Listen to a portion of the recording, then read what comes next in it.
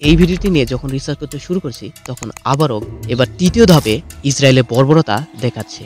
গাজার আকাশে বাতাসে শুধু বারুদের গন্ধ আর মৃত্যু মিছিল। এটি কোনো আর এলাকা কিংবা শহর না, এ যেন এক মৃত্যুর লীলাভূমি।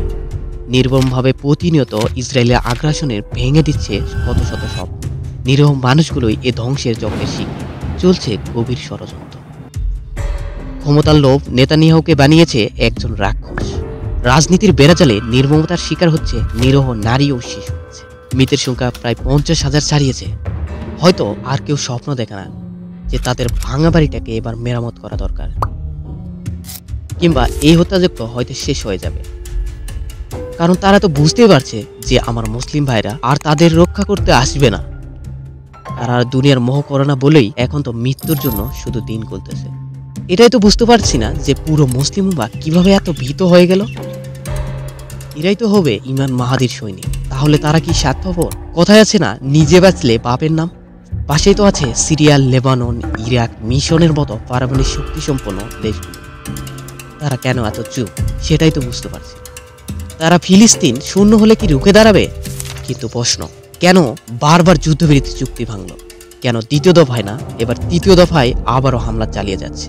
এবার গাজার আকাশে আর পাখি উড়ছে না, উড়ছে তাজা তাজা মানুষ। নেতানিয়াহুর গোপন এজেন্ডা আসলে কি? গাজা দখল মানে কি ফিলিস্তিনের চিরমৃত্যু? এই সকল বিষয় নিয়ে আজকে কথা বলবো এই পর্বে। সুতরাং ভিডিওটি শেষ পর্যন্ত দেখতে থাকুন। সকল কিছু স্পষ্ট হয়ে উঠবে আপনার সামনে। চলছে ভয়ঙ্কর মাস্টার দ্য গোল্ডেন আর্ম। মূলত যুদ্ধবিরতি ভাঙার নামে চলছে নেতানিয়াহুর ক্ষমতা বাঁচানোর মিশন। গত 18 মার্চ ইসরায়েলের বর্বরতা আমরা তো সকলেই দেখেছি। ঠিক সেই দিনই ইসরায়েলি সংবাদপত্র হেরিটেজ প্রকাশ করলো একটি গোপন তথ্য। নেতানিয়াহুর কোয়ালিফিকেশন সরকার ভাঙনের কিনারায়, দুর্নীতির 3টি মামলা ও বিচার বিভাগের নিয়ন্ত্রণের চেষ্টা এবং তেল আবিবের লাখো বিক্ষোভকারীদের চাপ, এই 3টি বিষয়। নেতানিয়াহু এবার রাজনৈতিক আত্মহত্যা কিভাবে ঠেকাবে? উত্তর সিম্পল, যুদ্ধ। রাজনৈতিক বিশ্লেষক আমোসারেল স্পষ্ট করে বলেছেন, যুদ্ধই হবে নেতানিয়াহুর একমাত্র অস্ত্র। 78% ইসরায়েলি চায় তার পদত্যাগ। কিন্তু গাজার হামলার সাথে সাথেই এর সমর্থন কমে দাঁড়িয়েছে 45%-এর মতো। এটা কোনো কাকতালীয় বিষয় নয়। 2023 সালে এই টেকনিককে কাজে লাগিয়ে ক্ষমতায় টিকেছিলেন নেতানিয়াহু। কিন্তু এবারের হামলা রাজনৈতিক বিষয় নয়, চলছে ফিলিস্তিনকে মানচিত্র থেকে মুছে দেওয়ার গোপন মিশন। গাজায় প্রতিদিন 500 থেকে 600 টন বিস্ফোরক ফেলা হচ্ছে, যা জাপানের হিরোশিমাতে ফেলা বোমার চেয়েও 3 গুণ শক্তিশালী।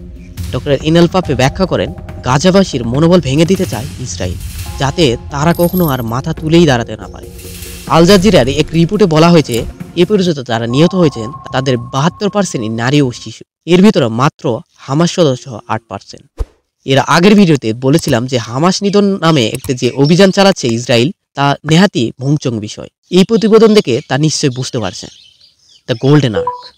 গত ফেব্রুয়ারি মাসে ডোনাল্ড ট্রাম্প আর নেতানিয়াহুর বৈঠকের পর সংবাদ সম্মেলনে ডোনাল্ড ট্রাম্প ঘোষণা করেন যে আমরা গাজা ইস্যু নিয়ে উন্নয়নের একটি নতুন অধ্যায় শুরু করছি। গাজা হতে যাচ্ছে প্রাচ্যের রিভিয়েরা। আধুনিক সুযোগ সুবিধা সহ বিলাসবহুল কাঠামো, উন্নত নগরীর পরিকল্পনার মাধ্যমে একটি নতুন শহর নির্মাণ করা হবে। এই উন্নয়ন যে গাজাবাসীর জন্য নয় তা স্পষ্ট করেছেন। ট্রাম্প প্রস্তাব করেন যে গাজার 18 লাখ বাসিন্দাকে জর্ডান ও মিশরের কাছে হস্তান্তর করা হবে। তিনি উল্লেখ করেন, যদি তারা চলে যায় তাহলে তাদের উপর আর কোনো গুলি চালানো হবে না। অর্থাৎ এই পরিকল্পনা শুধু ভূমি পরিবর্তনের বিষয় নয়, বরং ফিলিস্তিনের মৃত্যু ঘণ্টা। বিশ্লেষকরা ইঙ্গিত করেন, যদি গাজাবাসীকে অন্য দেশে পাঠিয়ে দেওয়া হয় তাহলে ইসরায়েল পুরো গাজা নিয়ন্ত্রণ করে নেবে। ইসরায়েলের মানচিত্রে যুক্ত হবে নতুন একটি শহর, মুছে যাবে বিশ্ব মানচিত্র থেকে গাজা নামক শহরটি। ঠিক সাধারণভাবে বলা যায় এর পরের লক্ষ্য হতে চলেছে ওয়েস্ট ব্যাংক, যার উদ্দেশ্য ফিলিস্তিনকে ধীরে ধীরে মানচিত্র থেকেই মুছে ফেলার। হয়তো এই কথাগুলো বাস্তবে রূপান্তরিত হয়নি, কিন্তু এটা হতেই বা কতদূর? এই সকল পরিকল্পনা কেবল কাগজে কলমে থাকার মতোই নয়। ইসরায়েল এবং যুক্তরাষ্ট্রের জিওপলিটিক্যাল কৌশল এর অংশ হিসেবে গাজার বর্তমান পরিস্থিতি সেদিকেই ইঙ্গিত করছে। যেন একটি নাটকের চূড়ান্ত পর্বে পরিণত হতে যাচ্ছে। যদিও উন্নয়নের নামে নতুন নগরীর নির্মাণের ঘোষণা দেওয়া হয়েছে, কিন্তু বাস্তবতা একদম ভিন্ন, যেটি হতে ছিল ফিলিস্তিনের পরিচয়ের ধ্বংসাত্মক প্রতিকৃতি। সবশেষে যদি কিছু বলার থাকে তাহলে এটাই বলবো যে গাজার ধূলি ধোয়া আকাশে আজও উঠছে কাফিয়ার সেই কালো সাদা পথ। নেতানিয়াহুর ক্ষমতার লোভ, ডোনাল্ড ট্রাম্পের জমিনে উল্টন আর আন্তর্জাতিক নীরবতার মাঝেও বেঁচে আছেন ফিলিস্তিন। লড়ে চলেছে তাদের প্রাণের লড়াই, জন্মভূমিকে টিকে রাখার লড়াই। হয়তো তারা আজও তাকিয়ে আছে আমাদের দিকে। এখনই সময় রুখে দাঁড়ানো।